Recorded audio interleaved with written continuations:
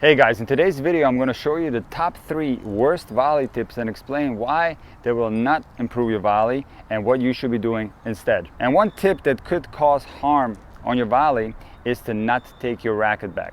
See, this tip is okay if there's a lot of pace coming towards you. Then indeed you shouldn't take your racket back because there's not a lot of time and you can simply block the ball back in play.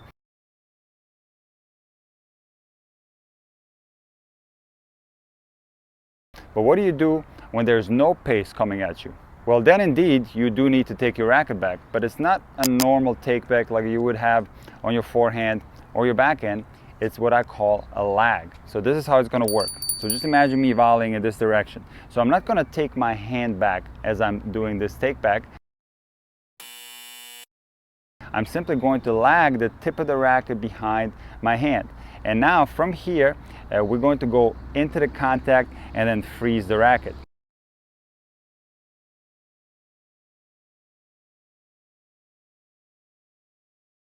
On the backhand, it's going to look the same way. We're going to lag the tip of the racket behind. And now we're not going to take our hand all the way back like this.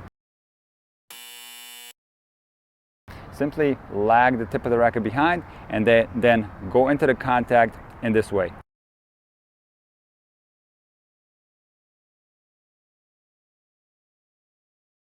It's very important to have stability on the volley, and the best way to achieve stability is to simply freeze the racket at the moment of contact. This is how the best volleyers in the world execute their volleys. And now, if you didn't take your racket back and you also froze the racket at contact on a ball without any pace, you wouldn't be able to get any power.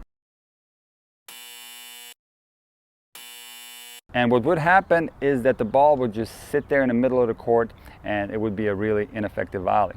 So on balls that do not have enough pace, you can freely take the racket back. Just make sure that you don't take your hand all the way back. Simply lag the tip of the racket behind your hand and then go into the contact. And this is indeed how the best volleyers in the world volley. If you take a look at Roger Federer or Rafael Nadal, on the vast majority of their volleys, you're going to see that racket lagging behind the hand on the forehand and on the backhand. Another tip that can cause harm on your volley is to step into the volley, whether it's a forehand or a backhand. If you do this, regardless of the circumstance of the ball, you're going to run into a lot of problems. Let's assume the ball is coming with a lot of pace.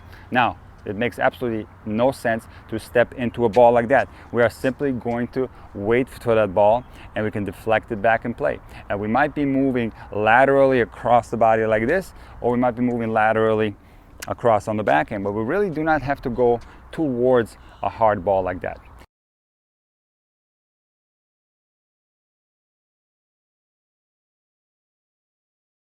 And now, here's where the problem starts with this type of tip. If you get a ball that doesn't have any penetration and you simply step into the ball like this and then get stuck, you're going to get a lot of problems on your volley.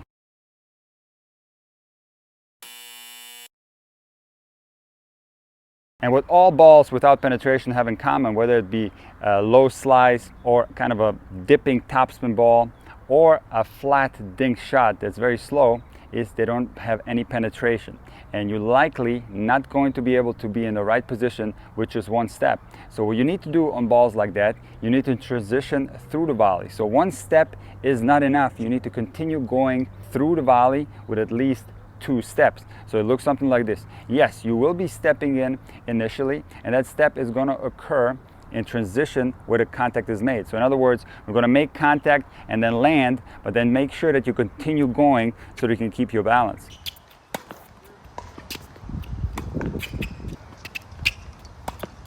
Players will find themselves often too far away from the ball when they step in, and they end up reaching for the ball like this. So making those additional steps will help you to be in a better position when executing your volley. And this is indeed how the best volleyers in the world execute their volleys. They're not simply going to step in like this and then freeze. They're always continuously moving and enabling themselves to be in a perfect position. If you do this type of step, you're often at the mercy of the incoming ball, and there's really no way to adjust your footwork, and you end up improvising your volley and making frustrating mistakes. And the worst volley tip is to hit through the volley, whether it be a forehand volley or a backhand volley.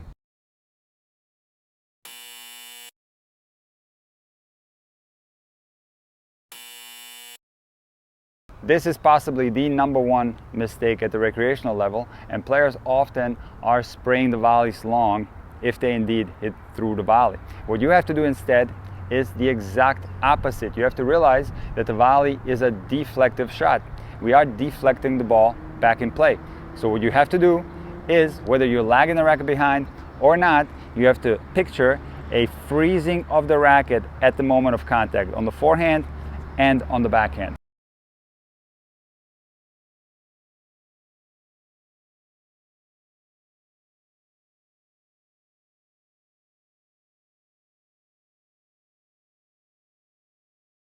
If you do this, you're going to see an immediate improvement in your volley control, and interestingly, you actually are going to get more power as well. And if you take a look at the best volleyers in the history of the game, players such as Navratilova, Roger Federer, Rafael Nadal, Patrick Rafter, or Stefan Edberg, you're not going to see a hitting through the ball, something like this, or on the backhand hitting through the ball in this fashion. What you'll see is a freezing of the racket head at the moment of contact. It might not be visible in real time.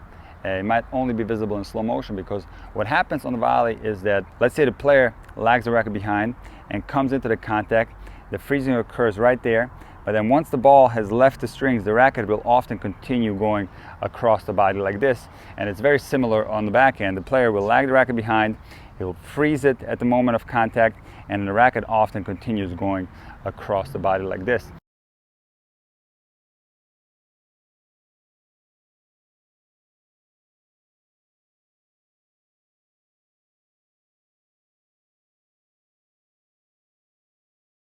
To really understand why this is crucial, you must realize that the volley is a deflective shot. This is where we get most of the control, and this is where we get most of the power. You have to put this also in the context of how volleys are executed in a real match versus practice. The reality is, if you're volleying in a practice situation, for example, the coach is feeding you balls and you're at the net, hitting it to an open court, you can get away with a lot of bad technique. You can get away with taking a backswing, you can get away with stepping in like this, and you can even get away with hitting through the ball like that.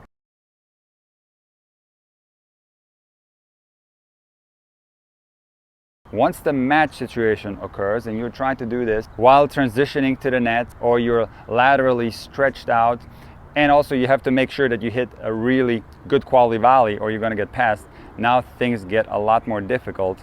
And in fact, it's so difficult nowadays with so much power at the pro level that volleys are becoming extinct. So it is therefore crucial that the volley technique is correct. And if you have the wrong volley technique, if you're executing any of those 3 tips that we mentioned before, you are going to be committing a lot of volley mistakes. So to summarize, what you have to do on your volley is you have to realize what kind of ball is coming at you. So if it's a ball with a lot of pace, you really only have to deflect the ball back and play. If the ball doesn't have a lot of pace, you can lag the racket behind and take a little bit of a backswing.